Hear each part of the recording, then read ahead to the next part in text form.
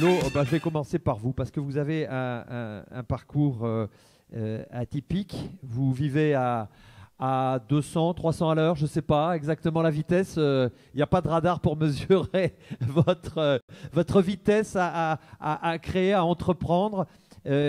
Parce que vous avez créé en 2013 cette société, c'est ça, Wemanity. Mais après, voilà, vous l'avez développée de manière incroyable et en 5 ans, vous êtes passé de 0 à 50 millions de chiffre d'affaires et un peu plus de 200 personnes, c'est ça? Un peu plus de 450, donc mon chiffre était complètement erroné. Mais bon, voilà, c'est encore mieux et vous êtes implanté un peu partout et vous allez rajouter des villes, sûrement à celles que je vais citer maintenant. Vous êtes à Paris, à Bruxelles, à Londres, à Amsterdam, à Luxembourg. À San Francisco. À San Francisco, il l'a dit. Vous avez créé dans une première vie une vingtaine de startups. Là, en tant que business angel, on va resituer un petit peu tout ce parcours. Et maintenant, au sein de Wemanity que vous dirigez, et on va expliquer bien sûr de quoi il s'agit de cette société, vous créez encore aujourd'hui des startups au sein même de votre entreprise. Voilà. Alors, je vous en prie, prenez place au micro et vous allez nous parler bien sûr de l'importance de la transformation de ces entreprises que vous accompagnez parce que, et on le reprécisera aussi, vous expérimentez des techniques, des comportements, des attitudes, des fonctionnements d'entreprise au sein de votre propre entreprise et vous les développez finalement, ça sert un peu de creuser et vous les mettez en œuvre dans les entreprises clientes qui sont plutôt des entreprises du CAC 40 qui sont des grandes entreprises, mais qui, bizarrement, ne sont pas vraiment des entreprises si agiles que ça et si développées. Vous allez nous l'expliquer. Donc, voilà, soyez le bienvenu. Je vous laisse le micro et je vous interromprai de temps en temps. Ok. Déjà, merci. Oh. C'est bon. Voilà.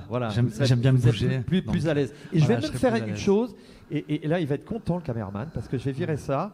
J'aurais dû le faire depuis longtemps, mais enfin, bon, voilà. Tout arrive. Super, voilà. Je suis plus à l'aise, effectivement. Voilà. Génial. Si je bouge, c'est mieux. C'est mieux, un camarade. Eh ben oui, voilà. Ok. Alors, donc, parce que votre parcours peut-être. Oui, le parcours, on est là sur des... Okay. On parlait avec Salim tout à l'heure, on parlait de storytelling. Et effectivement... l'ensemble des témoins là, de cette conférence Entrepreneur, ce sont de belles histoires avec des parcours bien sûr chaotiques, hein, parce que l'entrepreneuriat, c'est pas une longue vie, un long fleuve tranquille, comme on dit. Si vous me donnez quelques minutes, je peux faire du coup le storytelling. Ouais. Donc du coup, peut-être storytelling rapidement sur mon histoire. Donc, en quelques mots, j'ai commencé une carrière dans la finance, justement, juste en face, à la Bourse de Paris. Ensuite, où j'étais en trading sur les marchés du massif, c'était les produits dérivés. Ensuite, je suis allé travailler à New York en banque d'affaires, en fusion-acquisition, puis en capital risque. En 98, j'ai créé ma première agence digitale que j'ai revendue 3 années après. Nous étions 2 ans après, 2 ans et demi. On avait monté à peu près à 500-600 personnes, 7-8 pays. Et notre métier, justement, c'était le début des agences digitales. C'était vraiment d'accompagner différentes sociétés, que ce soit des startups, à se créer, à lancer tous les développements, lancer tous les sites web et proposer également aux grands groupes de basculer sur le digital. J'ai revendu. J'ai ensuite lancé une plateforme de trading entre les États-Unis et le Moyen-Orient qui a fonctionnait. Ensuite, j'ai créé une société qui s'appelle Adneum. Notre métier, c'était de développer et d'intégrer des logiciels de finance pour des banques d'affaires. Société aussi que j'ai créée en 2004, revendue en 2012. On était à peu près un petit peu plus de 1100-1200 personnes. Pareil, on travaillait sur une dizaine de pays et un peu plus de 100 millions d'euros de chiffre d'affaires. Voilà l'histoire. Entre-temps, j'ai lancé un fonds d'investissement personnel sur lequel j'investis sur une vingtaine de startups que j'ai incubées, coachées. Et en 2013, j'ai créé Wemanity. L'histoire, effectivement, vous l'avez dit, le résultat, un peu plus de 50 millions d'euros de chiffre d'affaires, 7 pays. On intervient dans 23 pays aujourd'hui. On fait un peu plus de 50 millions d'euros de chiffre d'affaires. Sympa, l'histoire. Bravo, on peut l'applaudir hein, parce que c'est extraordinaire comme parcours. Et du coup, maintenant, si vous me permettez, je veux juste allez-y. parler en fait de la vraie histoire maintenant. Ça, c'est le storytelling. C'est ce que en tout cas, ce que beaucoup d'entrepreneurs disent, ce que les médias disent sur les personnes. Waouh, effectivement, hein, l'histoire est magnifique. Voilà. La réalité, évidemment, est tout autre. Ça, c'est juste la partie, vous voyez, de l'iceberg. Voilà, juste une petite partie. Et parce qu'on est ici entre nous et on parle vrai. On est entre nous, voilà, on parle vrai, on parle avec le cœur, voilà, et on parle des vrais soucis. Voilà, la vérité, c'est que l'agence digitale que j'ai créée, qui a extrêmement marché, qui a été, oui, un carton. En mai 2000, je devais faire une introduction en bourse sur le Nasdaq. On était valorisé, je préfère pas vous dire les montants, vous me prendrez pour un Marseillais. J'étais potentiellement milliardaire en dollars à l'âge de 24 ans, 25 ans, chose comme ça. À part que l'introduction en bourse n'est pas faite, c'était l'éclatement de la bulle. Voilà, et du coup, oui, j'ai revendu les parts, mais pas un petit peu d'argent. J'ai relancé ensuite une activité, je l'ai dit, la plateforme de trading, sur laquelle j'ai mis tout l'argent que j'avais d'abord pour faire la première levée de fonds. Deuxième levée de fonds, 6 mois plus tard, j'ai expliqué et je disais aux investisseurs à quel point j'étais committé sur mon entreprise que j'ai emprunté pour investir dans ma société. Évidemment sans revenu, c'est une start-up. Voilà. Et puis la troisième levée de fonds qui devait être en 2001, la plus grosse levée de fonds en France, avec des fonds américains, anglais et arabes. Et il se trouve que le closing, même si j'avais tous les écrits, tous les papiers, tout était fait, le closing était le 18 septembre 2001. Je vous laisse juste imaginer. J'ai eu un seul investisseur qui est venu me voir, juste pour me présenter ses condoléances. 3 semaines après, je faisais faillite. Et plus ou moins 2 mois et demi après, j'avais les huissiers à la maison. Et j'avais plus de maison. Et j'étais à la rue. Et pour essayer d'avoir, effectivement, parce qu'on ne prête pas, vous savez très bien comment ça marche la location à Paris, je ne vais pas vous faire un dessin. Ben voilà, j'ai dû faire porteur de presse la nuit entre 4h et 7h pendant à peu près 1 mois et demi pour pouvoir m'alimenter. Ça, c'est la vraie histoire.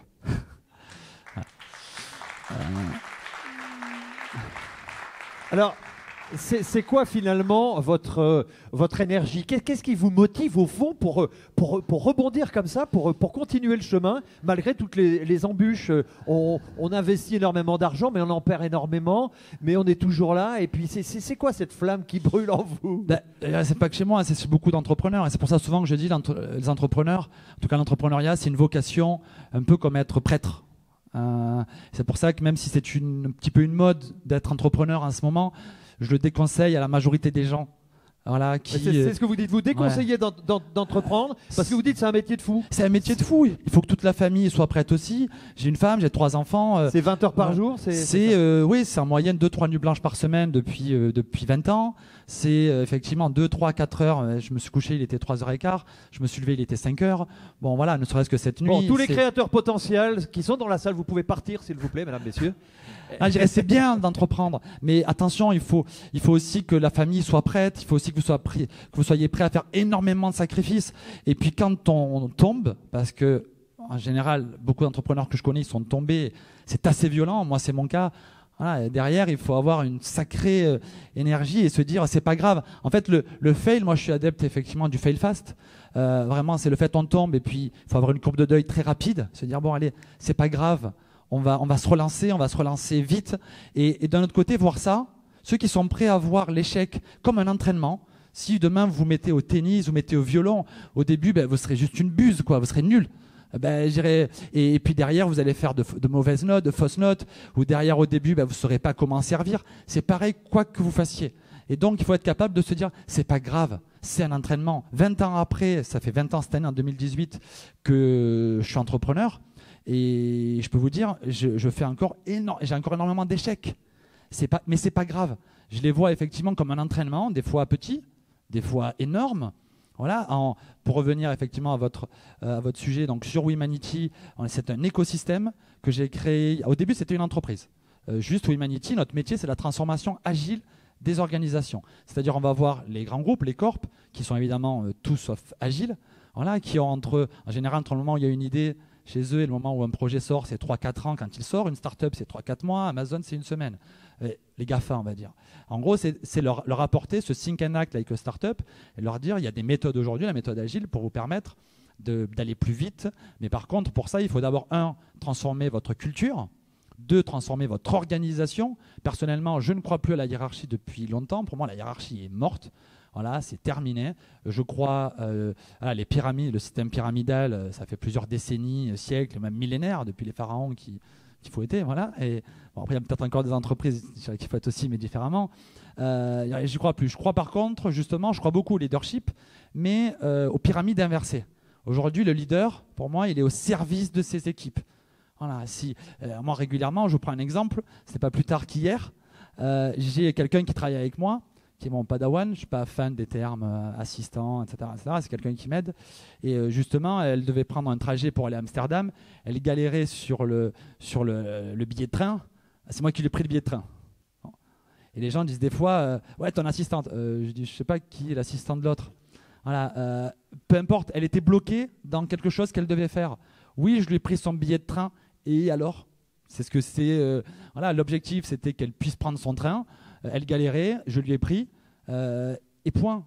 Et c'est pas parce que je suis le PDG d'une boîte de 500 personnes que je vais pas faire ça. En fait, on s'en fout. Je suis là clairement pour aider les autres. Et c'est ça que je cherche à inculquer dans les grandes entreprises, se dire la hiérarchie c'est terminé. Soyez un bon leader, il est au service de ses équipes. C'est comme un capitaine dans une équipe de foot ou dans n'importe quoi, ou un coach. C'est vraiment être là pour faire grandir les autres. C'est ce que je fais, c'est ce qu'on essaie de faire. Et dans cette optique-là, au début, en fait, on s'applique ce que vous avez dit, on est notre propre laboratoire. C'est-à-dire qu'on s'applique tout ce qu'on propose à nos clients.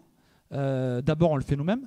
Et dans cette optique-là, au début, j'avais monté un système où les équipes travaillaient 4 jours par semaine. Et le 5e jour, un peu à la Google, c'était pour co-créer l'entreprise ensemble. Alors c'est ça, c'est le Open Humanity Day, c'est ça? C'est ça, l'Open Humanity Day, exactement. Voilà. Et en fait, dans cette journée-là, qui était vraiment pour vraiment créer quelque chose qui me tient à cœur de plus en plus, c'est pour créer une culture d'entreprise forte.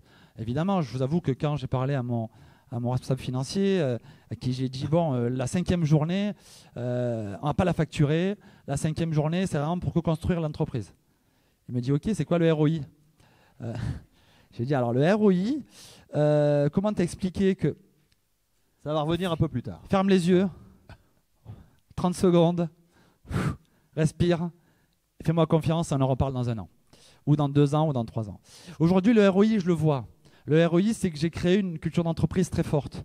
C'est qu'en 5 ans, on a créé dans le cadre de Humanity 23 startups. Dans l'intelligence artificielle, dans la robotique, dans les drones, dans le big data. On n'a pas arrêté. On n'arrête pas. Oui, certaines marchent très bien. Il y en a une, We Digital Garden, créée il y a 18 mois. J'étais ce matin avec son fondateur, qui fait effectivement, il travaille sur tout ce qui est digital factory pour des grands groupes et tout ça, qui venait de se créer. Cette année, ça va faire 7,5 millions d'euros de chiffre d'affaires, 12% de résultats nets. Bon, belle histoire. À côté, il y en a, évidemment, qui ne marchent pas du tout et sur lesquels on rame pour que ça marche, qui ne trouvent pas leur marché, d'autres qui trouvent leur marché, mais des entrepreneurs qui n'étaient pas entrepreneurs non plus. Et évidemment, on continue de se planter des fois sur des projets, on continue de se planter sur des personnes. Mais au final, on a créé une culture d'entreprise, de l'innovation, une culture du faire ensemble. Comme je disais, il n'y a pas de hiérarchie chez nous. Et résultat, on a créé un écosystème qui fonctionne plutôt même bien.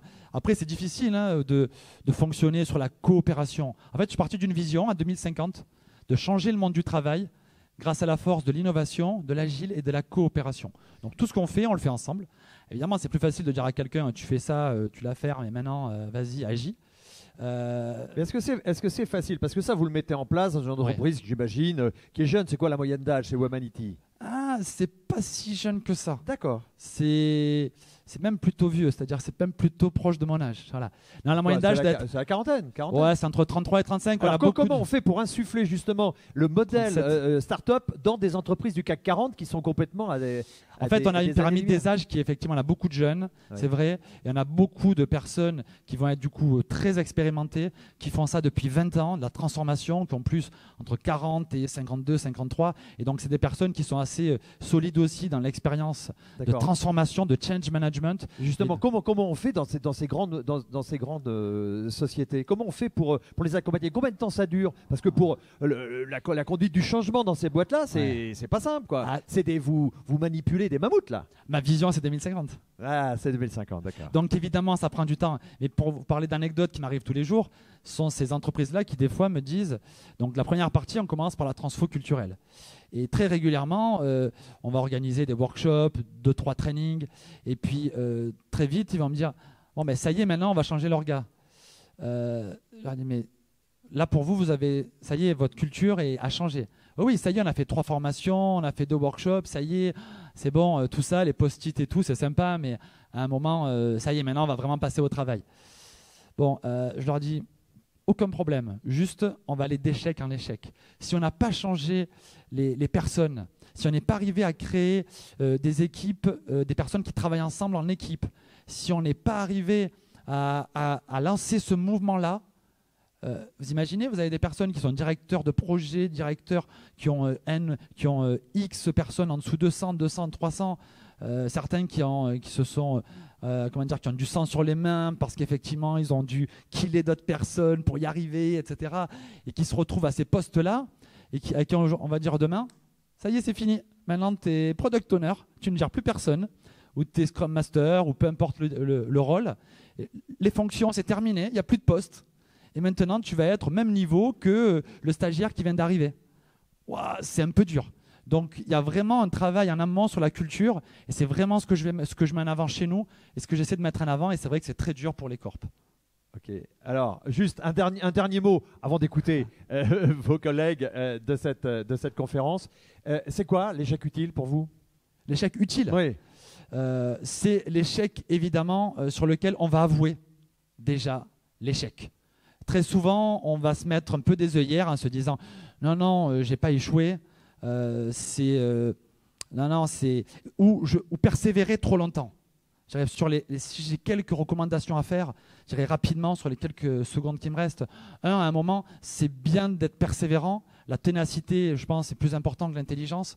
Souvent, les entrepreneurs, je le dis très souvent, ce n'est pas forcément les plus intelligents, mais ça être les personnes les plus tenaces. Et c'est quelque chose d'important. Mais après, à un moment, il faut aussi savoir pivoter rapidement et se dire, allez, je me coupe un bras, ça fait 1 an et demi, 2 ans. Je vous invite à voir une vidéo qui s'appelle Bullet Point, quelque chose comme ça. Je vous l'enverrai si vous voulez, pour l'envoyer à tout le monde, sur quelqu'un qui a persévéré pendant 20 ans et qui au final n'a pas trouvé son marché. Donc à un moment, il faut être capable de dire stop. Aussi à un moment, pour ceux qui veulent des fois faire des levées de fonds, le plus important, c'est de faire du chiffre d'affaires. C'est pas de faire des levées de fonds. C'est ce qui m'a valu de me retrouver à un moment du coup à la rue. Donc je vous conseille à tous justement d'essayer de suivre ce conseil-là. Et puis effectivement essayer. Ah oui, un point important pour tous les porteurs de projets. S'il y a quelque chose qui est vraiment l'erreur ou une des erreurs les plus importantes, ça m'arrive encore tous les jours d'avoir des personnes qui viennent me voir en me disant bon, on a un projet, vas-y pitch. D'abord tu signes le NDA. Ah non, je peux pas t'en parler. D'abord, non mais stop. Parlez-en au maximum de personnes autour de vous. L'idée, c'est 1%. On s'en fout de votre idée, en fait. Le plus important, c'est l'exécution. C'est votre capacité à exécuter. Donc, surtout, évitez ça. Votre idée, elle n'est jamais géniale. Il y a toujours quelqu'un qui a une idée plus géniale ailleurs. Donc, justement, partagez-la au plus grand nombre. Vos amis, vos ennemis, les gens au travail, votre famille. Et justement, c'est en prenant tous ces feedbacks-là. Ils sont violents. Ils ne seront jamais aussi violents que vos clients et que des personnes qui, à un moment, vont débrancher en disant « Ce que vous faites, ça ne m'intéresse pas. Je zappe. » Voilà. Et le zapping, voire aucun intérêt, aucune traction. Voilà. Merci. Merci beaucoup.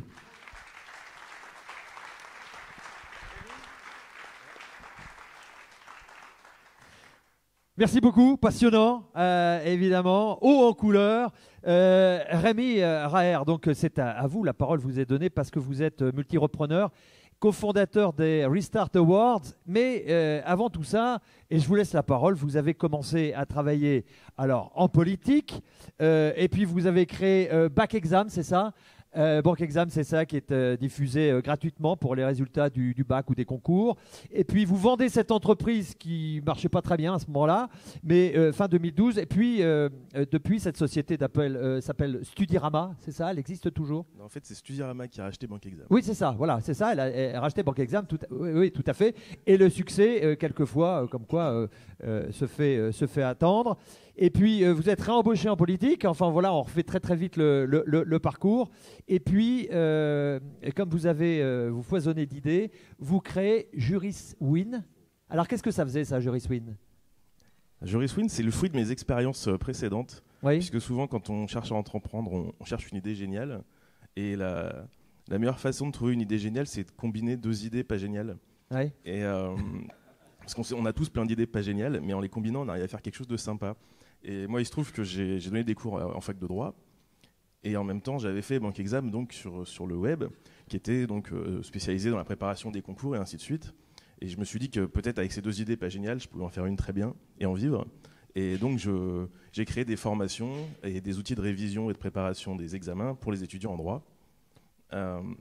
Donc évidemment, la question qu'on me pose à chaque fois quand je parle de ça, c'est typiquement pour les avocats et tout. Mais non, les avocats ne sont pas nombreux pour les premières années de droit. Parce qu'il y a 83 facs de droit en France, à peu près 1000 personnes en première année.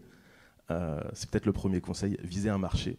Il vaut mieux viser 83 000 clients qui se renouvellent chaque année, parce qu'il y a 1000 étudiants qui reviennent en première année chaque année, que quelques centaines ou quelques milliers de personnes qui parfois n'ont pas leur concours et ainsi de suite. Avec l'avantage que c'est 83 000 qui arrivent en première année, si je ne les garde pas tous, parce que c'est connu, en fac de droit, on perd facilement 2/3 en première année. Après, ils passent en deuxième année et j'ai d'autres choses à leur vendre. Et souvent, ils sont prescripteurs pour les premières années et ainsi de suite. Donc voilà ce que c'était Banque Exam. C'était deux idées pas très bonnes, combinées, qui en ont fait une très bonne. Et on parlait de l'importance de l'exécution, et ça, j'ai longtemps cherché aussi l'idée super à peaufiner, et en fait, la première formation que j'ai créée, qui est un outil de méthodologie du droit, je l'ai créée en 3 jours, sur l'idée que de toute façon, quoi que je fasse, je me ferai critiquer. Et donc je crois que je l'ai du 3 au 5 janvier, j'ai fait que ça, et le 5 janvier, vers 10h, je l'ai mis en ligne, et j'ai juste publié un truc sur un forum Facebook, et à 10h15, j'avais ma première vente, une formation à 125 €. Donc ça fait 125 € de bénéfice, c'est l'intérêt d'Internet. Et là, je me suis dit que le modèle fonctionnait, mais évidemment, les premiers clients m'ont dit « Ah, il manque ça, ah, il n'y a pas ça, ça, c'est pas clair ». Donc j'ai fait des mises à jour que j'envoyais gratuitement à ceux qui avaient déjà acheté la formation. Et ceux qui l'achetaient ensuite, évidemment, bénéficiaient d'une formation améliorée. Donc je n'ai pas échoué, mais j'ai lancé un produit qui n'était pas parfait, et je l'ai amélioré au fur et à mesure. Et puis, une fois qu'on maîtrise la méthodologie, de quoi on a besoin? Des connaissances. Donc j'ai fait des fiches de révision. Mais pour être sûr qu'on maîtrise, il faut faire des quiz, donc j'ai fait d'autres formations, et ainsi de suite. Et c'est souvent comme ça que je recommande de créer une entreprise. Il y a un peu 2 options. Soit on va très très grand pour aller très loin, soit on va plus petit, et quitte à rester petit, qui consiste à agir vite et à améliorer au fur et à mesure. Alors après, on fait court. Vous êtes reparti en études. Vous passez parce que ça vous suffisait pas. Vous passez un master à l'IAE de Nantes. Et puis après, vous rencontrez David Ringrave. Et puis vous écrivez un livre qui s'appelle Réussite française. Ouais. Voilà. Et ça marche pas mal. Mais ça, alors déjà en fait, David, je l'ai pas rencontré à l'occasion de Réussite française. Je l'ai rencontré, c'était un des associés de Banque Exam, essentiellement un associé financier que je connaissais pas. Je l'ai rencontré le jour où on a signé les statuts et on se connaissait pas plus que ça. Mais on n'a jamais perdu le fil. Et puis un jour, il est venu me voir chez moi. Un jour, c'était il y a 1 an et demi. J'habite à Saint-Nazaire maintenant, et sur une plage, on s'est dit que ce serait sympa d'écrire un bouquin ensemble sur les entrepreneurs et ainsi de suite. Et on a laissé passer l'été. Et en septembre, on s'est décidé. Et on a fait vite. Et ce livre est sorti quand? Ce livre est sorti en janvier. Janvier là, de cette année. De cette année. Ouais. Et alors, vous avez l'idée, dans la foulée de l'écriture de ce bouquin, enfin de la sortie de ce livre, vous avez l'idée de créer un événement. Tout à fait. En fait, ça reprend un petit peu la belle introduction de Jean-Christophe. C'est que l'idée du livre, c'était de raconter l'histoire des entrepreneurs, pas comme on la raconte dans les magazines ou les émissions de télé, où quelqu'un se lève un matin, il a une idée géniale, il lève 50 millions et puis à 30 ans, il est milliardaire. Parce qu'en fait, souvent, ça ne s'est pas passé comme ça. Et on a raconté donc une vingtaine d'histoires qui nous racontaient leur haut et leur bas. Et à la sortie du bouquin, pas mal de gens nous ont dit « Ah, c'est sympa et tout, c'est vraiment un truc à mettre en valeur ». Et quelle meilleure idée que de le mettre en valeur en organisant un événement. Donc on a voulu organiser une soirée, on a réfléchi au fur et à mesure. Au début, on était très autour de l'économie, donc on avait 3 catégories qui visaient à distinguer des gens pas qui ont réussi, mais qui ont rebondi.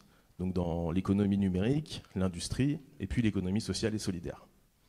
Et puis ça manquait un peu d'âme, donc on a rajouté des catégories. Donc on a d'abord été le sport, et puis la culture, et ça manquait toujours un peu d'âme, donc on a rajouté mes 2 catégories préférées, qui sont l'accident de la vie et l'échec scolaire. Pour distinguer des gens qui avaient connu une difficulté qui n'était pas de leur fait, un accident de la vie, et puis ceux qui avaient échoué très tôt, puisque c'est comme ça qu'on rebondit parfois. Voilà, donc c'est un événement qui a eu lieu ici en septembre, au Grand Rex, c'est ça? Qui a réuni combien de personnes?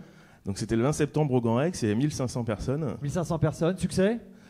Succès pour une première et pour un événement monté en 4 mois, ouais, succès. Bien sûr, il y a toujours des choses à améliorer. Là, on prévoit une 2e édition. Je vais vous révéler la date en avant-première, ce sera le 10 octobre. Donc vous pouvez noter. C'est une info exclusive que je vous donne. 10 octobre 2019, donc les Restart Awards. Exactement. Ouais, gros succès. C'est quoi pour vous, pour conclure, l'échec utile pour vous? L'échec utile, c'est celui d'abord qu'on identifie, qui nous apprend quelque chose. Je dis souvent que vaut mieux un échec qui nous rend humble qu'un succès qui nous rend un petit peu arrogant. Passer rapidement sur mon parcours entre l'entreprise, la politique et les allers-retours. Ce qui fait que j'ai quitté la politique, c'est que j'ai connu, à mon niveau et dans le monde professionnel, un succès qu'on me racontait souvent du fait que j'avais moins de 30 ans, ce qui a sans doute contribué à me rendre un peu arrogant. Et le jour où on n'a plus ça, on trouve autre chose, et donc on en tire les leçons, et on devient un peu plus humble. Donc je racontais Jury Swin qui était commencé petit, c'était peut-être la forme d'humilité que j'ai appris et qui m'a plutôt réussi. Donc l'échec utile, c'est celui dont on apprend. On parlait des Restart Awards. Dimitri Pivot, qui est président de Second Souffle, était un des candidats des Restart Awards. Et une des choses qu'il dit dans sa présentation, c'est que il s'est planté parce qu'il a fait des boulettes et qu'il a bien fallu les identifier et en prendre la responsabilité pour comprendre là où on avait péché, pour pouvoir s'améliorer. Applaudissements, mesdames, messieurs. Rémi Raher. Alors, on a la chance, parce que son temps est compté, d'avoir avec nous pour cet événement Olivia Grégoire, qui est là, que je vais accueillir. Je remets le pupitre pour vous. Vous êtes député. Allez-y. Voilà. J'étais comme monsieur avant, j'étais entrepreneuse. Donc, vous aurez la main libérée. Voilà. Pardon. Soyez la bienvenue. Olivia Grégoire, députée. Et qui a mal à la gorge, la pauvre. Député malade, mais député ravi de vous voir aujourd'hui, de revoir des visages que j'ai déjà vus, des visages avec lesquels j'ai pu échanger et travailler sur ce sujet qui me touche très personnellement, qui est le rebond. C'est aussi l'histoire un peu d'un hasard, une histoire de rencontre dans la vie. Moi, je suis une femme plus très jeune, j'ai une 40aine d'années, j'ai fait des études d'histoire, après j'ai fait une école de commerce. Je viens pas d'une famille aisée, j'ai financé mes études. Quand on sait le prix des masters de marketing management à l'ESSEC, vous vous dites bien qu'il a fallu que je travaille assez tôt pour financer mes études. Et puis après, j'ai fait un tout petit peu de politique en cabinet ministériel comme technicienne. Donc on se ressemble un peu, j'ai fait des allers-retours, beaucoup. Je crois que l'arrogance de la jeunesse ou de la réussite... en tout cas, moi j'ai démarré par la politique et par la naïveté. Peut-être à 25 ans, je me suis engagé en politique parce que j'avais envie d'être utile et que j'avais envie de faire bouger les lignes, à l'époque dans un secteur qui me touchait très personnellement, qui était le secteur de la santé. Et puis après j'ai quitté l'univers politique puisque n'ayant pas fait l'ENA après Sciences Po mais plutôt une école de commerce, j'avais envie de me frotter à la vraie vie et pas juste au cabinet ministériel. Je suis donc parti dans le business. J'ai été salarié d'une très grosse agence américaine de communication. Ensuite, j'ai été salarié d'une moyenne agence française de communication. Ensuite, j'ai été directrice de la communication et du développement durable d'une énorme maison qui s'appelait Veralia, leader mondial du verre alimentaire, filiale de la magnifique maison qui est Saint-Gobain. Après l'échec de la mission qui m'avait été confiée, c'est-à-dire la mise en bourse de Veralia, où j'ai échoué compte tenu des conditions de marché en 2011, qui étaient assez difficiles, puisqu'on était en pleine crise grecque, lorsque M. de Chalandard a décidé de ne pas procéder à l'IPO de Verallia. Je me suis retrouvé viré du COMEX, de cette très belle boîte qui faisait plus de 4 milliards d'euros de chiffre d'affaires. J'ai donc été pointé à Pôle emploi, comme beaucoup d'entre nous, je pense, enfin, ou certains, pendant un moment dans une vie, ça arrive, et ça n'a rien d'une malédiction. J'ai ensuite réfléchi, et grâce à Pôle emploi, j'ai pu bénéficier de l'ACRE, et j'ai eu l'outrecuidance de monter ma petite boîte, toute petite, qui avait vocation à accompagner, à faire du conseil, à accompagner les dirigeants d'entreprise dans leur communication, dans leur positionnement et dans leur influence, pour dire simplement communication et affaires publiques. Cette petite maison a duré 3 ans et demi, 2014-2017, et je l'ai fermée lorsque j'ai décidé de prendre le chemin de la politique, pour à peu près la même raison que lorsque j'avais 25 ans, c'est-à-dire pour essayer modestement de contribuer à essayer de faire bouger un peu les lignes. Je suis député de Paris, membre de la commission des finances, rapporteur spécial entreprise. J'ai un combat au quotidien, c'est déjà d'essayer de lire le moins possible mes discours parce que ça me fatigue, et pendant longtemps j'étais à écouter des discours et j'aimais pas les discours lus. J'ai une obsession à la commission des finances, c'est de parler d'entreprise. Une obsession, c'est qu'on ne parle pas que de fiscalité macro, projective, mais qu'on parle aussi de la vraie vie, des vraies boîtes, des vrais entrepreneurs, des vrais problèmes, dans une acception plus microéconomique au sein de la commission des finances. J'ai en charge le programme 134, qui couvre à la fois de très belles maisons, comme le budget de l'AFE, mais aussi celui de la BPI, de la DGE, de Business France, d'Atout France, l'ensemble des opérateurs qui accompagnent les entrepreneurs. C'est au hasard, c'est pas forcément un hasard de la vie, mais très tôt dans la mandature, Bruno Le Maire m'a appelé pour me dire qu'il fallait que je bosse sur les entreprises. Donc ça, c'était plutôt me faire un vrai cadeau. Et donc dès le mois de septembre 2017, il m'a dit voilà, je te présente Clémentine Gallet, qui est une jeune femme qui a ton âge, qui a monté une PMI dans l'Ouest, qui s'appelle Coriolis. Je la cite parce que c'est une très belle réussite et que je suis très fier d'elle. Jeune femme qui a eu l'outrecuidance de se lancer dans l'industrie aéronautique, un milieu très féminin, un milieu facile, un milieu très français, pour monter une boîte de matériaux composites et qui vient gentiment taquiner les plus grands géants mondiaux et qui vend aujourd'hui à Boeing, à Bombardier, et qui a généré quasiment une centaine d'emplois en 10 ans à Lorient et qui rayonne dans toute la Bretagne. Et on a bossé en binôme pendant plusieurs mois, 3-4 mois, sur 6 thématiques avec des parlementaires flanqués de chefs d'entreprise. C'est important parce que la méthode, je ne veux pas vous ennuyer avec le pacte dont j'ai été la présidente, mais la méthode est importante parce qu'elle vient de vrais gens de la vraie vie. Bon, moi, j'estime être une vraie gens de la vraie vie et je m'évertue à le rester et à ce que la politique et l'enfermement dans l'hémicycle ne nous coupent pas de la vraie vie. C'est pour ça que je passe beaucoup de temps avec Dominique et beaucoup de temps sur le terrain, plus que dans l'hémicycle. Et quand j'ai arpenté un peu le terrain pendant plusieurs mois avec Clémentine, très vite, notamment à Rennes, je me souviens d'une réunion qu'on avait fait avec des acteurs du réseau France Active. Il y avait aussi de BGE, il y avait aussi des acteurs de la CCI. Et je suis tombé devant des entrepreneurs qui s'étaient plantés ou qui étaient en train de se planter. Et parce que ma vie a été pas forcément toujours facile et que j'ai moi-même connu des échecs, je vous l'ai dit, hein, moi je me suis fait virer, j'ai rebondi personnellement, du moins j'ai essayé, parce que la vie a été globalement difficile par le passé. Je me suis dit, tiens, plutôt que d'aller plonger dans des sujets fiscaux qui sont certes intéressants, PEA, PME, ce qu'on a fait d'ailleurs dans le pacte, chapitre 2, je vous invite à le lire, même s'il est un peu indigeste, il est fort intéressant. C'est tout de suite le sujet du rebond qui m'a intéressé, parce que ce qui m'a touché, c'est dans le pacte, le plan d'action pour la croissance et la transmission des entreprises, on parle d'économie et on a vocation à améliorer l'écosystème économique, pour la faire courte. Et en fait, on traite des entreprises, du fonctionnement des entreprises avec les seuils, etc. On traite de l'État avec les chapitres sur la privatisation qui viennent financer le fonds d'innovation de rupture que nous mettons en place. On traite des salariés avec, au sein du chapitre 2, notamment le renforcement des dispositifs d'intéressement et de participation et la suppression du forfait social, qui va être effective dès le 1er janvier 2019. Ça veut donc dire, de façon très claire, que ça ne coûtera rien. Donc rien, c'est pas 2%, c'est pas 3%, c'est pas 6%, c'est 0.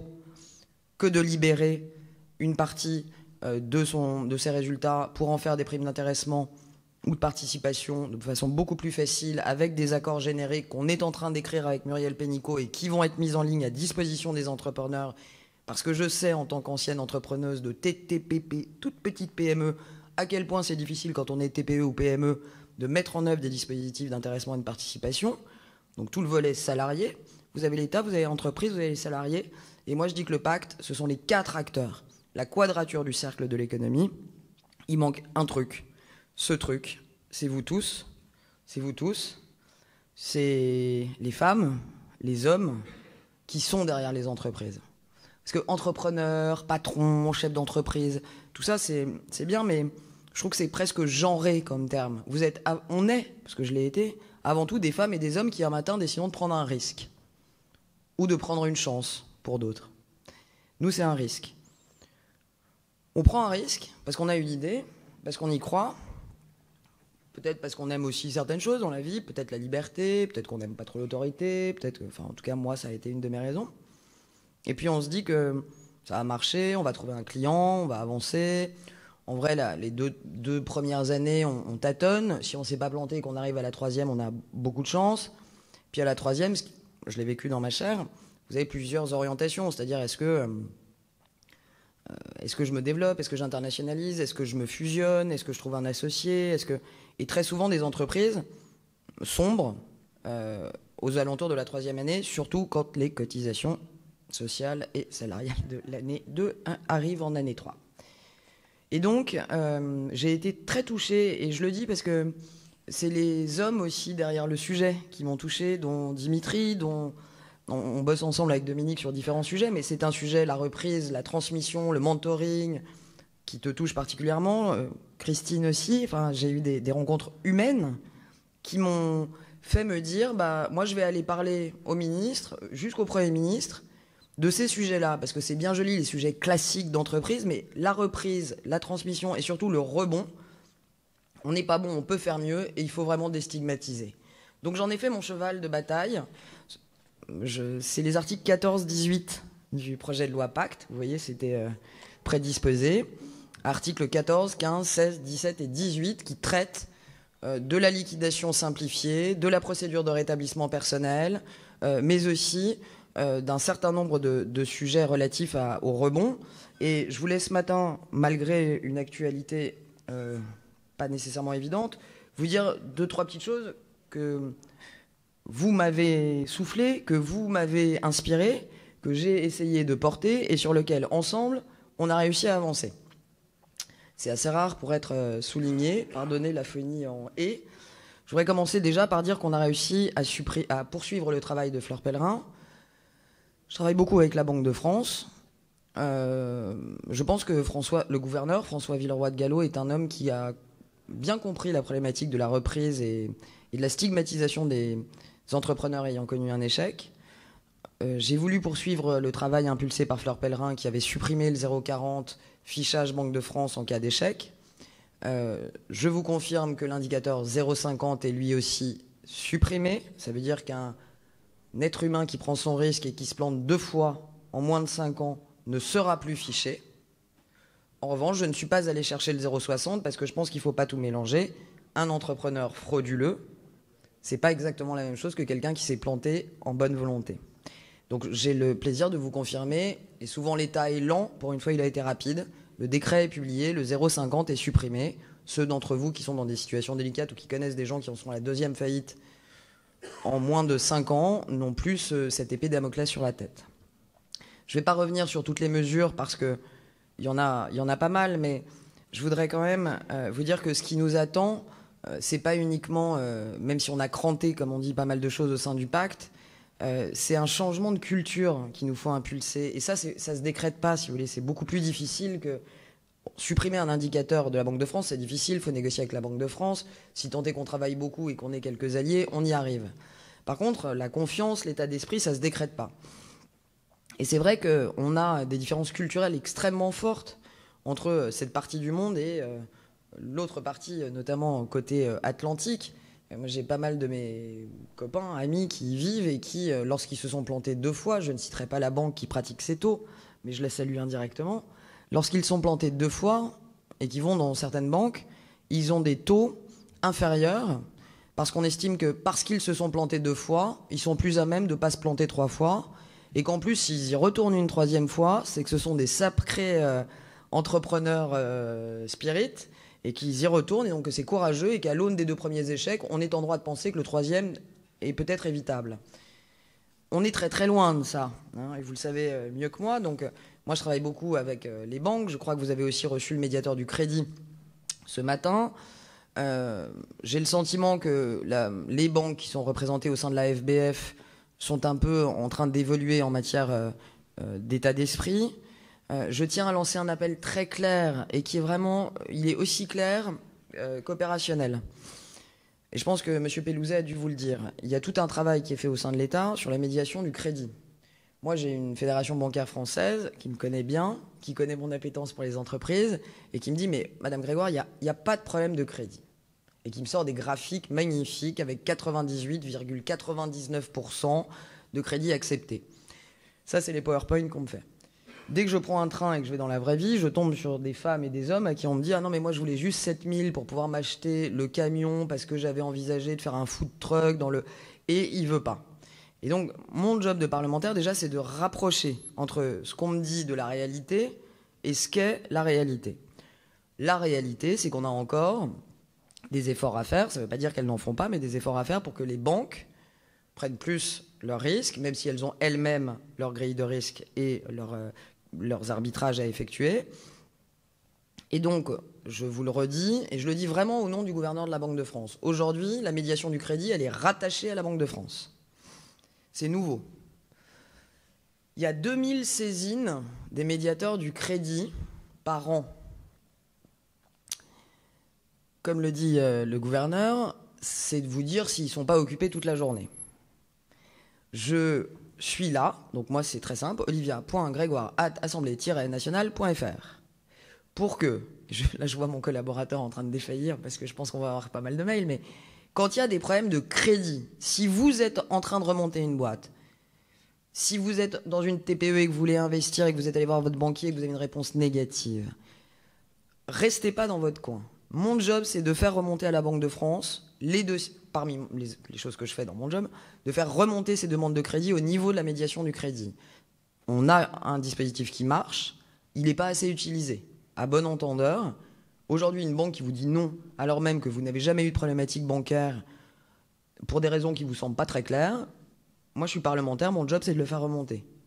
Et on a envie que ça change et on a envie que la médiation du crédit travaille plus, pour vous dire les choses. Le travail que nous avons fait, et je tiens à les saluer aujourd'hui, a aussi intégré, je dirais, l'ensemble des professions du chiffre qui accompagnent dans des moments difficiles. Les mandataires, les liquidateurs, les juges des tribunaux de commerce. Moi, en tant qu'entrepreneuse de mindset, je fréquentais pas tous les jours des juges de tribunaux de commerce. Et j'ai eu le plaisir d'en découvrir certains, notamment dans le Nord, qui me semblent... Enfin, c'est simple, je pense que c'est parmi les plus grands alliés que j'ai pu rencontrer depuis que je suis parlementaire pour les entrepreneurs. Il y a certains juges de tribunaux de commerce. Je pense notamment, et je le rends hommage, à M. Feldman, qui est président du tribunal de commerce des Hauts-de-France, et qui, avec Xavier Bertrand, pour ne pas le citer, font un travail précis d'accompagnement extrêmement fort des entrepreneurs en difficulté, avant le plantage avec le fonds de secours, après le plantage avec une considération au niveau du tribunal de commerce très spécifique pour les entrepreneurs ayant échoué. Qu'est-ce que j'ai fait dans le pacte, par exemple? J'ai essayé de faire en sorte que ce qui est fait à Lille soit fait partout en France. À Lille, quand à la barre, votre boîte est liquidée, dès que vous sortez de l'enceinte du jugement, vous avez une association qui s'appelle APESA, à qui je voudrais aussi rendre hommage, qui accompagne les entrepreneurs ayant connu l'échec. Et je me demandais pourquoi ça, c'est pas partout en France, parce que tu sois jugé à Lille ou à Limoges, t'as pas forcément une association peut pas forcément avoir une possibilité d'être dans l'ensemble des régions à ses propres moyens, etc. C'est pas évident. Donc j'ai voulu et j'ai demandé à ce que l'État accompagne plus APESA, en l'occurrence, pour que APESA soit dans tous les tribunaux de commerce. Parce que avant de vous parler de rebond bancaire, financier, économique, il n'y a rien de tout ça si là et là, parce qu'avoir une boîte, c'est souvent ça, on ne vous accompagne pas. Voilà. Et donc ça, c'est en train de bouger aussi. Ça passe pas par la loi, heureusement d'ailleurs, que l'État n'aide pas des associations en passant par la loi, parce que sinon, je ne sais pas où on finirait au plan législatif. Mais ça fait partie des décisions qui ont été prises et des choses qu'on va faire sur l'année qui vient. Il y a beaucoup d'autres choses qui ont été faites avec les AJ-MJ. Nous avons réussi à faire passer le fait que des entrepreneurs ayant échoué puissent rejoindre le cortège des juges de tribunaux de commerce. Qui mieux qu'un entrepreneur ayant connu l'échec est à même de juger peut-être l'échec des autres? Ça s'est fait aussi. On a aussi amélioré un certain nombre de choses qui me tenaient particulièrement à cœur. Je fais attention parce que je les ai vues, je crois, au premier ou au deuxième, alors je pèse mes mots. J'aime beaucoup l'URSSAF. J'ai jamais bien compris la sémantique du privilège de l'URSSAF. D'ailleurs, je pense qu'on a globalement entre nous un problème de sémantique. Hein. Se faire liquider, être un entrepreneur en échec, aller au tribunal pour se faire liquider. Enfin, c'est à des moments où ça ressemble un peu à Léon, la scène dans la baignoire, quoi. Ça s'appelle nettoyeur, c'est pas liquideur. Mais je me dis que, vous savez, Camus disait mal nommer les choses ajoute au malheur du monde. Pour avoir beaucoup d'amis qui sont en situation de liquidation ou liquidés, je pense que l'idée, par exemple, de travailler sur l'idée de rétablissement professionnel est intéressant. Parce que plutôt que de se faire liquider, on se fait soit rebondir, soit rétablir, si vous voulez. Et je pense que les mots jouent. Et au-delà des mots, on a beaucoup travaillé sur les privilèges de l'URSSAF et du Trésor. On a d'abord commencé sur les privilèges du Trésor et ensuite on s'est déporté sur les privilèges de l'URSSAF parce que je l'avais vécu, enfin très proche de moi. Et en fait, on a réussi une chose qui est importante, c'est qu'on a multiplié par 3 le niveau financier à partir duquel le privilège sera publié. Alors ça les embête parce que ça diminue le nombre des publications des privilèges. Mais on a réussi à faire comprendre à l'URSSAF, avec des discussions très intéressantes, que publier un privilège pour 1500 balles, c'est tuer un entrepreneur. C'est tuer la confiance de ses fournisseurs, de ses clients, limite de ses salariés, sans parler de son banquier. Et on ne peut pas demander à quelqu'un à qui on met privilège URSSAF 1800 €, de se relever comme si de rien n'était.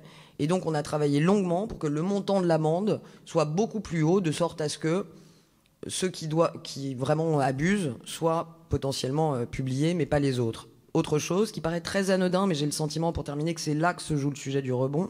C'est dans ces petits détails mis bout à bout, plutôt que dans des grandes déclarations. Moi, j'ai vu des entrepreneurs ne pas dormir pendant des semaines parce qu'ils savaient que le privilège allait être publié, mais on ne savait pas quand. Et que la semaine d'après, ils avaient un énorme rendez-vous avec un banquier et que si le privilège était publié 3 jours avant, c'était même pas la peine d'aller à Londres ou à Paris ou à Berlin chercher des fonds. Les privilèges de l'URSSAF seront publiés 2 fois par an, à date fixe, 1 fois par semestre civil, et c'est terminé de l'épée Damoclès qui peut arriver en janvier, mars, juin, février. Voilà. Ce sera janvier, août ou bien février, septembre. On est en train de caler les décrets, mais 2 fois l'an, les privilèges seront publiés. Il n'y a plus cette épée Damoclès de chaque seconde où le privilège peut être publié. Donc ça, c'est important aussi, je pense, parce que ça contribue à ce qu'on essaye de faire, qui ne se décrète pas. La confiance, ça ne se décrète pas. Ça se gagne, me disait un de mes anciens clients, ce qui est vrai. Et je trouve qu'une des choses qui est importante, c'est qu'on essaye, notamment avec le projet de loi droit à l'erreur qu'on a fait passer en début d'année dernière, en début de cette année, pardon, c'est d'essayer de changer le rapport entre l'État et les entreprises, en fait, et les entrepreneurs, en fait, et les hommes et les femmes qui gèrent les boîtes. Et on dirait, comme disent les enfants, qu'on partirait d'un postulat de confiance plutôt que d'un postulat de défiance. On dirait que l'entrepreneur qui s'est trompé dans sa déclaration, peut-être se peut-il qu'il l'ait fait par erreur humaine ou par erreur d'étourderie, pas nécessairement parce que c'est un fraudeur potentiel de première ligne. Ce projet de loi ESSOC, tout ça pour vous dire société de confiance, bref, plus de confiance dans les rapports administration-entreprise. Vous le retrouvez aussi au sein du pacte. Et c'est important parce que là où le couperet tombait tout de suite, maintenant on essaie de changer le paradigme et la culture de l'administration dans ses rapports avec les entrepreneurs. Ça a été fait avec le projet de loi ESSOC, c'est fait au sein du pacte, typiquement à travers ces procédures de privilèges. On a aussi un énorme boulot qui nous attend, et je terminerai là-dessus. On a un très gros boulot qui nous attend, c'était l'article 16, poursuivi par l'article 64, si je ne m'abuse, qui concerne la procédure, enfin pas la procédure, mais la problématique de l'insolvabilité. Et il y a la transposition d'une directive européenne qui est en cours, qui a vocation, pour garder un langage normal comme j'aime bien, on ne va pas parler de créanciers chirographaires à l'heure du déjeuner, parce que tout le monde a faim, mais en bref, à revoir un peu l'ordre des créanciers. On se donne 2 ans pour légiférer. Il y a une directive européenne qu'on est obligé de transposer. Donc vous avez dans le pacte, article 16, la mise en place d'une habilitation pour le gouvernement pour transposer la directive insolvabilité au plan européen, au plan français. Ça va être un travail passionnant et je pense que techniquement un certain nombre d'entre vous devraient s'y intéresser. Moi je vais m'y intéresser en tant que parlementaire. Enfin, j'espère. L'idée, c'est pendant 2 ans, il faut garder de l'humour. Tout ça est important, mais il y a des choses plus graves. C'est important parce qu'on a aujourd'hui un fonctionnement des créanciers en France qui est certes assez protecteur du droit du travail, avec le super privilège, mais qui parfois, pour des volontés de droit du travail et de préservation, pas de droit, mais de préservation du travail, ne récompense pas peut-être les investisseurs qui ont pris un risque, notamment dans des périodes de rebond ou dans des périodes de procédure collective. Et donc, moi, j'ai poussé et j'ai réussi, donc ça, je suis pas mécontente, à faire en sorte qu'au sein de ce travail qui va être fait sur la transposition de la directive insolvabilité, on envisage, ça ne veut pas dire qu'on le fasse, mais qu'on envisage un peu plus de souplesse et peut-être un avantage dans l'ordre des créanciers pour ceux qui prennent un risque au plan investisseur quand l'entreprise est en procédure collective. Ça s'appelle un privilège post-money et c'est écrit. Ça ne veut pas dire qu'on va le faire, il faut qu'on voit si on réussit à le faire. Il faut voir toujours les effets pervers et les fameux effets d'aubaine. Mais j'ai réussi à le placer en amendement. Ça veut dire quoi? Ça veut dire qu'on va regarder ce sujet et on va voir si les créanciers qui prennent un risque en procédure collective pour venir soutenir une entreprise ne peuvent pas, dans l'ordre des créanciers, ne pas être mis à l'arrière, mais peut-être remonter aux côtés de l'État. Parce que vous savez que l'État est toujours très bien placé dans l'ordre des créanciers. Bon, moi, je voudrais que les investisseurs qui prennent un risque avec des entrepreneurs qui sont en difficulté puissent être aussi rémunérés. Donc ça, c'est intéressant parce que c'est des travaux de longue haleine. On en a pour 2 ans. C'est le droit des sûretés, l'ordre des créanciers, mais c'est important parce que c'est au cœur des problématiques aussi de financement dans notre pays. Il y a beaucoup plus de souplesse et d'attractivité en matière de financement post-money dans d'autres pays européens. Et nous, on n'en fait pas assez. Et je pense que les gens qui sont en reprise ont besoin qu'on parle de ces privilèges aussi post-money. Je pourrais, certains le savent, je peux être intarissable, mais malheureusement, je vais pas le pouvoir. Je voudrais juste vous reparler d'un dernier dispositif qu'on a voté aussi et qui me semble important. Important parce qu'il vient du terrain, qu'il est passé par la loi et puis qu'il va redescendre sur le terrain. Signaux faibles. Commissaire redressement productif, une super CRP, comme on dit, Franche-Comté-Bourgogne, qui est aussi une femme qui gère la directe de Franche-Comté, Madame Cher, parce que j'aime bien rendre à César. Depuis 2 ans, cette femme travaille sur comment est-ce qu'on pourrait rassembler les signaux à la fois fiscaux, les signaux de travail, pour aller vite, donc ça veut dire les signaux relatifs à l'emploi intérimaire, les signaux de paiement de TVA. Comment est-ce qu'on pourrait, sans jamais contraindre les entreprises, ça n'est qu'une suggestion, faire en sorte de mettre en place une sorte d'indicateur de signaux faibles pour prévenir la défaillance et donc, quelque part, mieux anticiper soit l'échec, soit la consolidation, soit une reprise. Ça paraît, quand on est dans le privé, résolument facile. C'est monstrueusement compliqué dans la vie politique, dans la vie du budget. Pourquoi? Parce que les informations permettant de savoir si l'entreprise a payé sa TVA ou si elle a des difficultés qui est généralement au sein de la DGFiP en matière de fichiers, ne communique pas avec le fichier FIBEN de la Banque de France, qui est le fichier des entreprises. C'est plutôt bien que ça communique pas, parce que moi je pense que ça n'a pas vocation à communiquer massivement. En revanche, j'ai demandé, et je remercie d'ailleurs Jean-Pierre Floris, délégué interministériel aux restructurations, parce que c'est grâce à son soutien que j'ai réussi à faire passer le dispositif. On a réussi en habilitant une trentaine ou une quarantaine de personnes précises, en l'occurrence les CRP, commissaires au redressement productif de toutes les régions, le délégué interministériel, M. Floris. On a réussi à ouvrir une partie du fichier FIBEN, à ouvrir une partie du fichier des GFIP pour que les 30 CRP habilités puissent recevoir des alertes quand, c'est un algorithme derrière, donc c'est un peu de big data, puissent recevoir des alertes et aller à la rencontre des entreprises dont on pressent, au plan algorithmique, qu'elles rentrent en difficulté. Avec un respect absolu du secret de l'entreprise, puisque la personne qui ira voir l'entreprise pour lui proposer son aide sera un salarié de la directe et non pas le CRP. C'est-à-dire que celui qui va aller voir pour accompagner n'est pas celui qui a les chiffres en main. C'est important. Ça, c'est important parce que je pense que dans la reprise et le rebond, avant l'échec, il y a aussi une meilleure prévention parfois de l'échec. Et j'ai aussi bossé sur ce volet-là. Et le dispositif signaux faibles a vocation à être étendu. Aujourd'hui, il n'est qu'en Bourgogne-Franche-Comté. Il va être étendu au plan expérimental à des régions plus signifiantes comme la région Île-de-France très prochainement, dans l'optique d'une généralisation du dispositif sur tout le territoire. Mieux prévenir, mieux accompagner quand ça arrive, mieux guérir en évitant les stigmates de l'échec quand il le faut. Voilà un peu ce qu'on a essayé de faire au sein du pacte.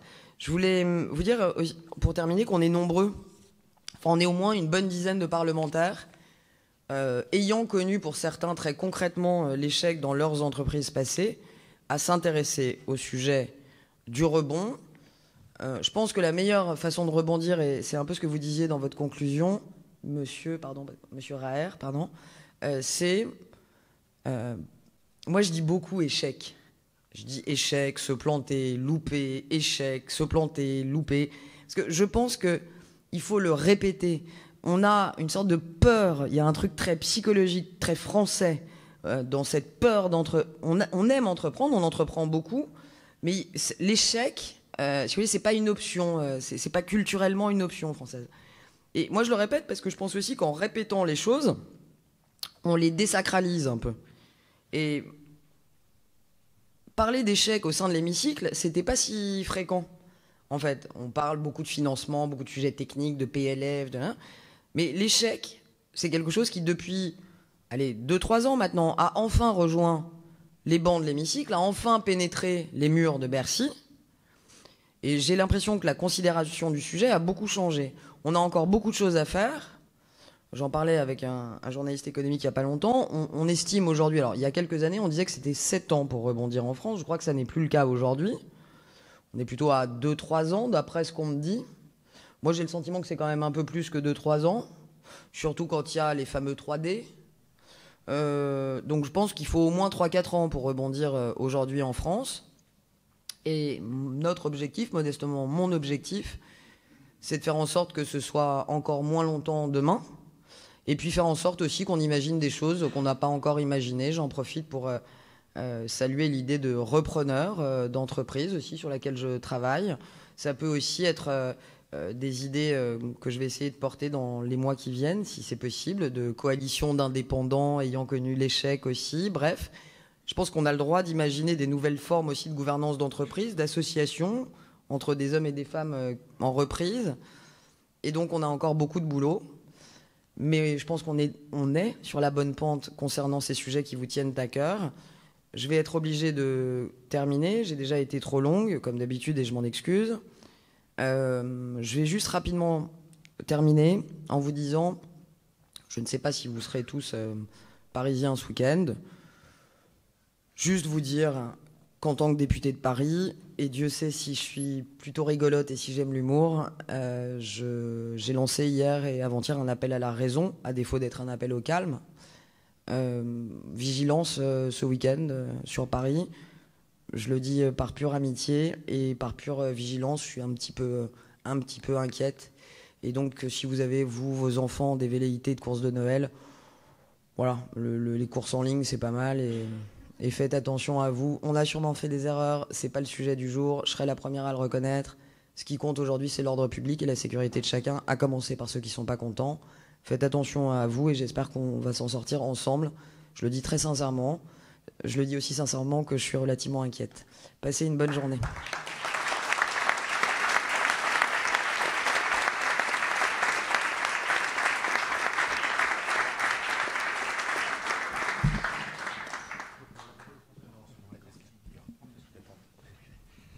Merci beaucoup, Madame la députée, Livia Grégoire. Merci beaucoup pour votre long et beau témoignage.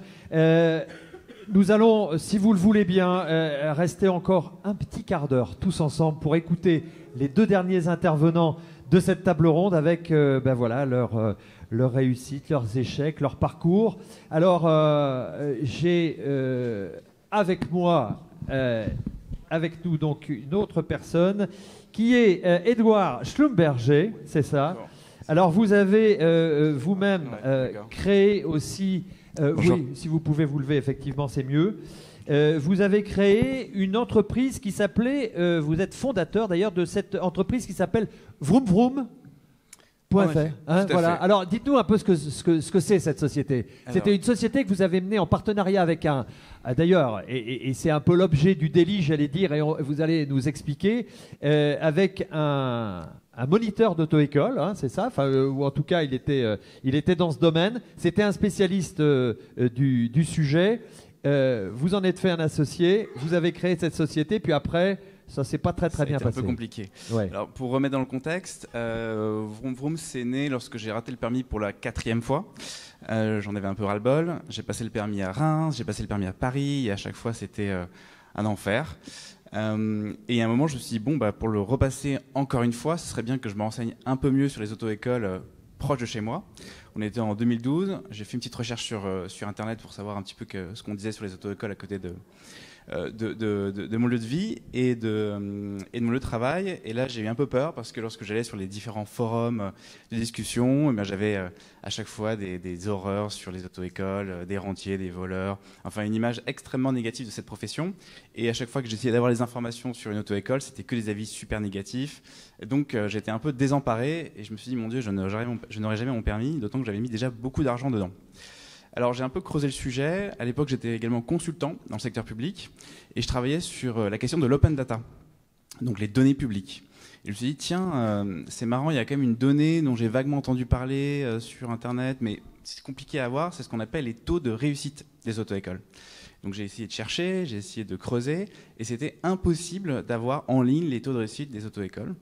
Je suis allé donc à la préfecture de police de Paris, où on m'a demandé ma carte d'identité pour que je puisse avoir accès à un cahier que j'avais pas le droit ni de photocopier ni de prendre en photo pour pouvoir consulter ces taux. Donc je suis quand même un petit peu j'étais quand même un peu interpellé parce que c'est quand même une donnée publique, donc elle nous appartient. Pour ceux qui la connaissent, il y a la loi CADA 78 qui rappelle que les données de l'État sont en fait les données des citoyens. Il n'y a que les données secret défense, par exemple, auxquelles on n'a pas censé avoir accès facilement. Et lorsque j'écrivais, ensuite, donc, je suis remonté à un niveau au-dessus, j'ai envoyé des mails à toutes les préfectures de France pour qu'elles m'envoient un peu les taux de réussite, et j'avais des réponses du style « Ah non, mais on n'a pas l'air de vous les donner.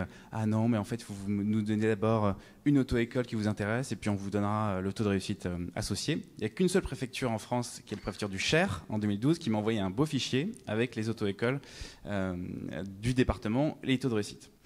Et donc de là, on a attaqué l'État. On a tout simplement fait une procédure pour que le ministère de l'Intérieur nous mette à disposition les taux de réussite et qu'on puisse les mettre en ligne pour que moi je puisse enfin savoir quelles sont les bonnes auto-écoles et puis tant qu'à faire, le partager au plus grand nombre. Donc c'est comme ça qu'est né Vroom Vroom, donc c'est une aventure très personnelle à la base et c'est de là qu'est né ce comparateur d'auto-écoles qui aujourd'hui a donc l'ensemble des taux de réussite de toutes les auto-écoles mis à jour chaque année, donc on ne peut pas aller plus vite que le ministère, des avis authentiques de candidats. Et donc c'est la plateforme numéro 1, c'est le TripAdvisor de l'auto-école, et sur laquelle il y a aujourd'hui à peu près 1 million de personnes chaque année qui viennent consulter. Donc on sait qu'on a à peu près 80-90% des candidats qui cherchent une auto-école en ligne, enfin qui cherchent en ligne une auto-école, qui passent par notre plateforme. Donc Alors, ça c'est l'entreprise. Ça, c'est Et l'histoire. c'est aussi, Et comme c'était- disait Jean-Christophe, c'est la partie un petit peu au-dessus, Voilà. mais en fait en dessous il y a votre Il y a ce qui partenaire, s'est passé. votre associé, Mm. et là ça se passe pas très Donc- bien avec donc lui. ça, c'est le côté projet. Alors, en tant qu'entrepreneur, ne voulant pas me mettre dans l'administratif, tout ce que je vous ai raconté, en tout cas toute la partie aller chercher les taux, monter le comparateur, je l'avais fait sans structure juridique. Je l'avais vraiment fait en tant que projet, j'avais encore mon emploi à l'époque. Puis il y a un moment, je me dis, bon, c'est parti, il faut que je me lance. On a lancé le site, il y a du trafic, donc il y a sûrement un moyen de monétiser ce trafic. Et donc je négocie une rupture conventionnelle avec mon cabinet et je me mets à plein temps. Mais sauf que l'auto-école, je ne l'avais vécu que en tant que, alors pas dire victime, mais en tant qu'élève, et donc je ne connaissais pas le métier de l'autre côté, si ce n'est voilà, quand j'allais en auto-école pour apprendre à conduire. Résultat, je me suis dit bon bah je suis pas non plus un développeur, donc je sais un peu bidouiller, voilà, je suis un peu un développeur du dimanche, mais je sais pas faire une vraie plateforme qui tienne la route. Et donc je suis allé chercher autour de moi des compétences. Et donc j'ai fait des événements de networking pour rencontrer des développeurs, etc. Donc j'ai trouvé un développeur. Et puis ensuite, comme je connaissais pas le métier et que je commençais quand même à appeler les auto-écoles pour comprendre un petit peu comment ça fonctionnait, j'ai rencontré donc un gérant d'auto-école assez jeune, mais qui avait déjà une belle activité et qui me dit ouais Edouard, ton truc c'est génial, il faut absolument qu'on travaille ensemble, moi mon auto-école j'en ai ras-le-bol, viens on s'associe. Donc bon moi je me dis tiens c'est pas mal, lui il était très commercial, j'avais mon développeur, moi j'avais un peu la vision, donc j'avais un peu la dream team sur le papier, je me suis dit bon bah c'est cool. Il me travaille un peu au corps pendant 6 mois et on finit par signer les statuts de la société. Alors expliquez-nous, on va avancer un tout petit peu Ouais, plus je vais vite. aller plus vite. Expliquez-nous un petit peu Donc, la problématique et pour faire- comment vous avez fait pour faire essayer très de régler court, le problème, parce pour que faire c'est très- assez atypique. Pour faire très court, je me suis aperçu au bout de quelques mois qu'en fait, on n'était pas du tout alignés sur la vision, sur les valeurs et sur nos objectifs finaux. Lui voulait en fait utiliser mon comparateur pour développer son activité à lui d'auto-école et non pas pour aider les élèves à trouver une auto-école qui leur convienne. Et c'est ainsi que je suis rentré dans un conflit extrêmement grave avec lui, qui m'a poussé. C'était tellement. Alors ça c'est assez incroyable, Ouais. c'est-à-dire que vous vous mettez en redressement judiciaire, tout ça pour Exactement. vous séparer de votre associé. Ouais, comme Donc on ça, était c'est dans incroyable. l'irrationalité totale, j'ai été obligé de rentrer de me mettre sous la protection de la justice entre guillemets et de découvrir les arcanes du tribunal de commerce de Paris l'année de mes 30 ans, et ça a duré 1 an. Donc je me suis mis en redressement judiciaire pour avoir le temps de négocier avec lui sa sortie, ce que je n'ai jamais réussi à faire, et j'ai été obligé de mettre ensuite la société en cession d'actifs. Ce qui a été assez difficile parce que c'était un peu mon bébé et c'est la première fois que j'en parle devant tant de monde. C'est un peu bizarre. Et donc la société au bout d'1 an, la société allait bien. Donc moi quand je suis allé au tribunal de commerce, j'avais un plan de redressement. Je disais oui on va s'en sortir, il faut juste que je le sorte lui et que je fasse revenir des capitaux. Sauf que j'avais des statuts qui étaient mal faits, j'avais été mal conseillé au démarrage de mon activité. Alors racontez-nous, en fait votre associé exit dehors. Alors, Il est tout le monde de existe, en fait, fait. il Donc- fait plus partie de l'entreprise. Donc, Mais cette entreprise fonctionnait bien et donc elle peut être vendue malgré tout. Alors en fait, c'est au moment du tribunal de commerce, la procédure de redressement, comme je n'arrivais pas à le sortir, eh bien on a mis la société en cession d'actifs, et donc en fait pour le sortir, je devais sortir. Et donc en fait la seule façon de sauver l'entreprise, bah, c'était de la vendre dans le cadre du tribunal de commerce. Ah, donc ça, elle était plutôt bien vendue. Bah, Enfin, c'était une belle opération pour bon, le c'était tribunal une de belle commerce. petite opération, c'était une belle opération pour l'acheteur, hein, parce que bon, Exactement. il a fait aussi lui une bonne affaire.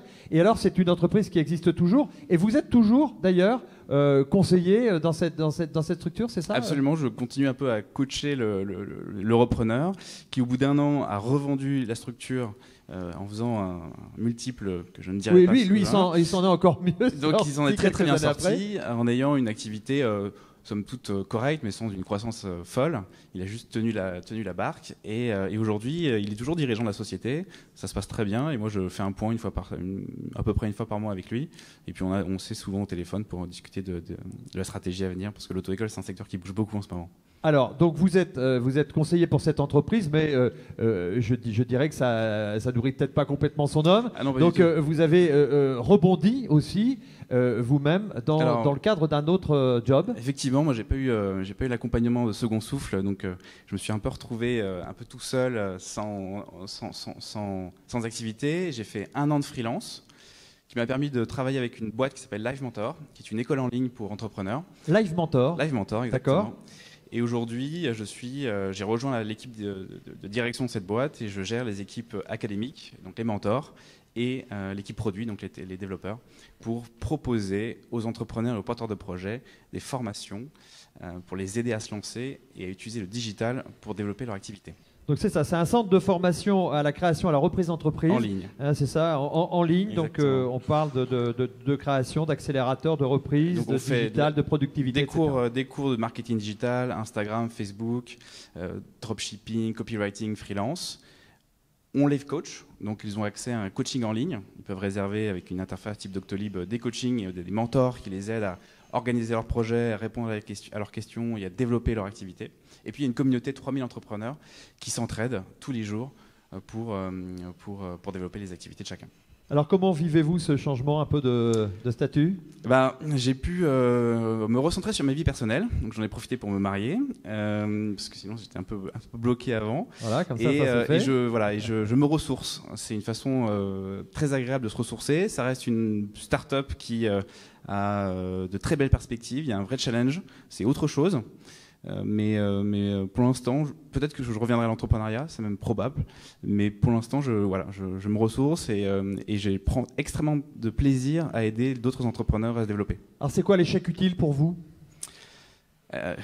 Alors, pour moi, mon retour sur ce projet, ça peut paraître évident, mais quand on va travailler avec des gens, ce qui est vraiment important, c'est pas d'aller chercher de la compétence, c'est vraiment regarder les valeurs des gens avec lesquels on travaille, de s'assurer qu'on est aligné et que c'est pas une question de compétence lorsqu'on monte sa boîte, c'est vraiment une question d'alignement de la vision et de valeurs personnelles. C'est pour moi le sujet le plus important.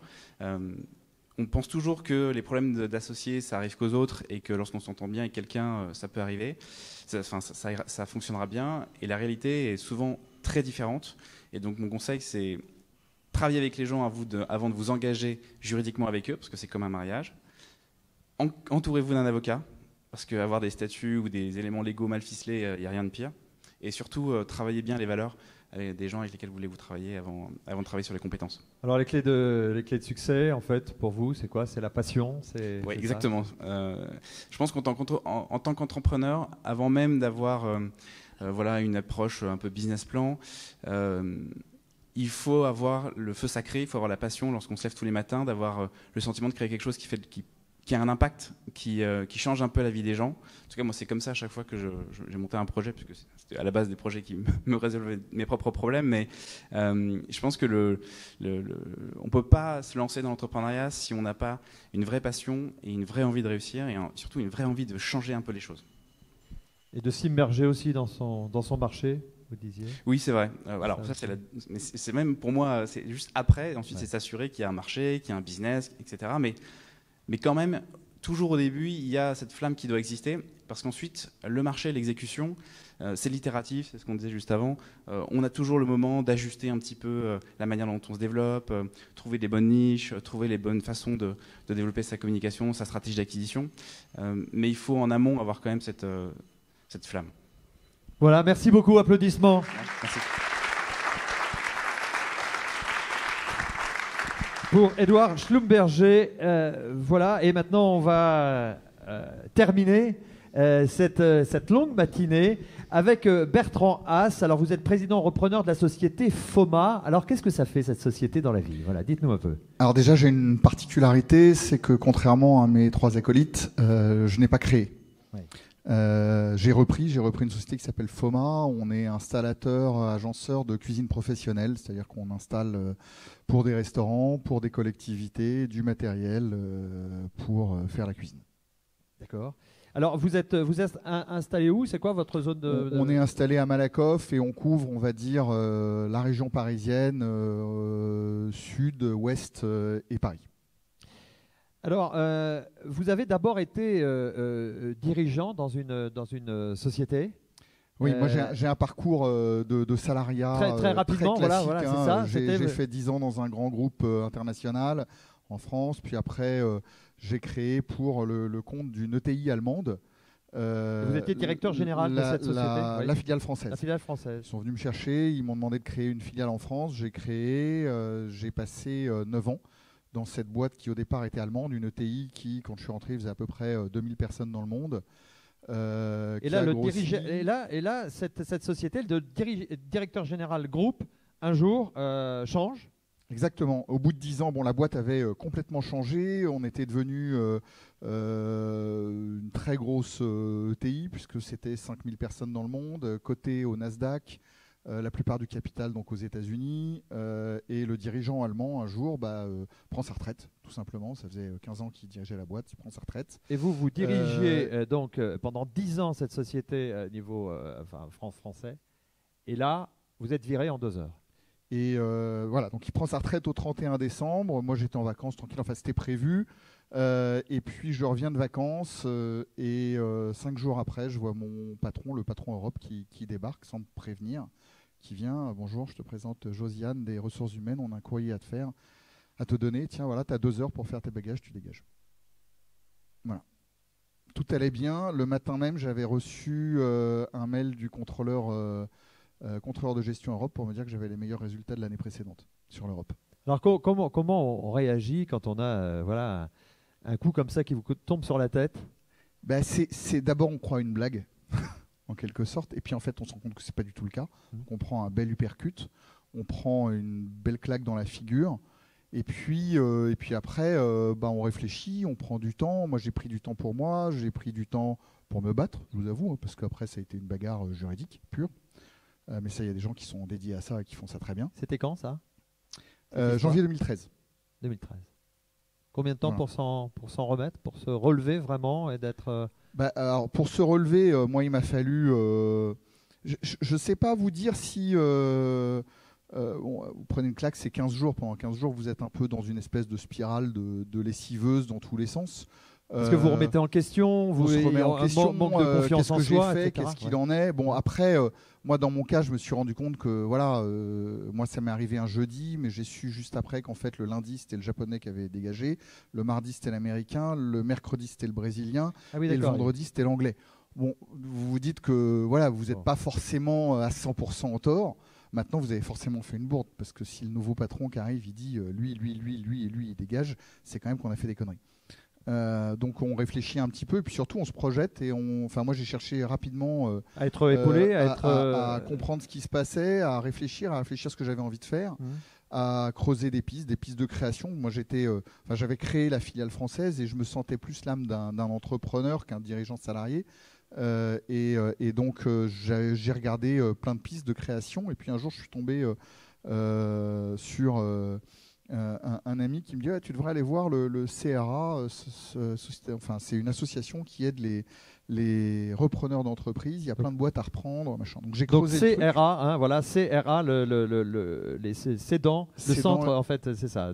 Cédants et repreneurs d'affaires. Voilà, j'ai creusé le truc. Je me suis rendu compte qu'il y avait beaucoup effectivement de dirigeants qui partaient à la retraite, voilà, et il y avait plein de PME qui étaient à vendre et qui cherchaient des personnes qui avaient envie de reprendre et de faire vivre ces entreprises. Alors comment ça s'est passé très rapidement? Alors après c'est un gros parcours, c'est un parcours assez long. Combien de temps ça dure en fait? J'ai eu la chance, je pense que je fais partie des chanceux, mais c'est une chance parce que j'ai aussi bossé comme un fou, c'est-à-dire que c'était un vrai travail.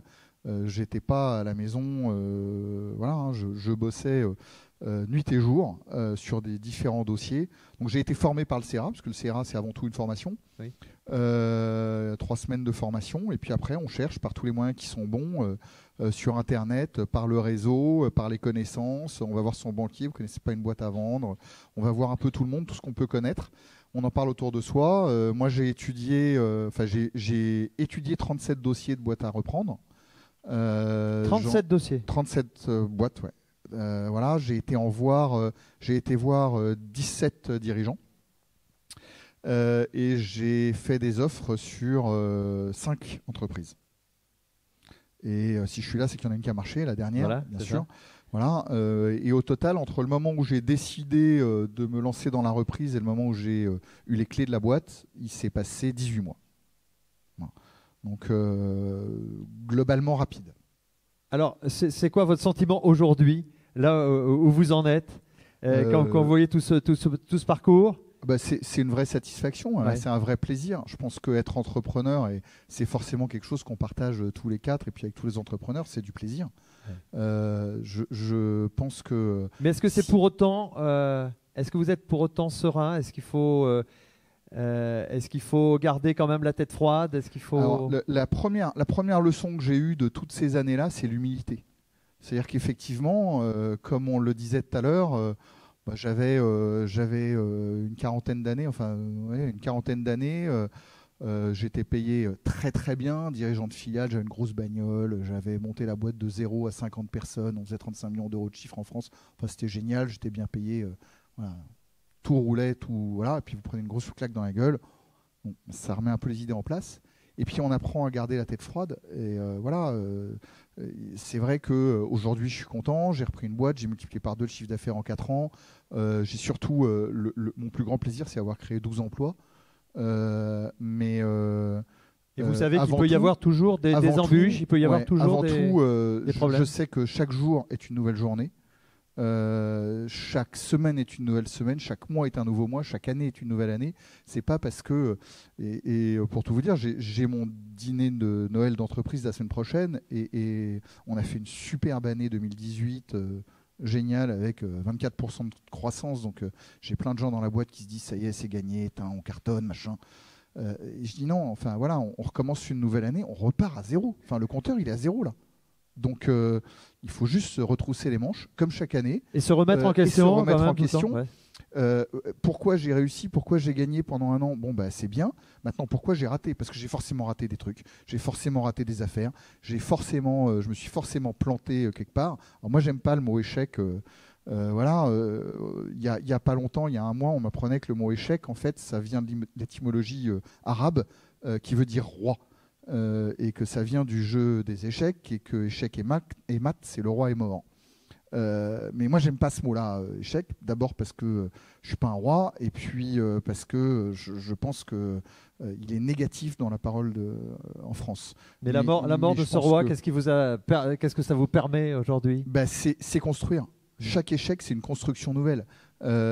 Pourquoi est-ce qu'une maison est tombée? On va regarder les fondations, il faut réfléchir, il faut regarder, il faut prendre du temps, il faut prendre du recul, il faut regarder, essayer de ne pas refaire la même chose. Il y a des gens qui disent, et c'est une belle expression de dire quand il y a un trou dans la route, la première fois je le prends, la deuxième fois j'apprends à l'éviter, la troisième fois je le bouche. Et c'est vrai que c'est exactement ça, il faut tout le temps et tout le temps regarder si on s'est planté, le comprendre, d'abord s'en rendre compte. C'est pas toujours facile de se rendre compte, mais si c'est les autres qui envoient un signal, il faut vraiment l'écouter. Donc il faut être altruiste, écouter les autres, regarder ce qui peut se passer demain pour pas renouveler si on a la même chose devant soi, faire autrement, et puis en tirer une grande leçon derrière d'humilité. Applaudissements pour Bertrand Haas et son projet FOMA. On arrive au terme, et merci beaucoup, messieurs, pour vos beaux témoignages, vos réussites, vos parcours atypiques. Et on vous remercie.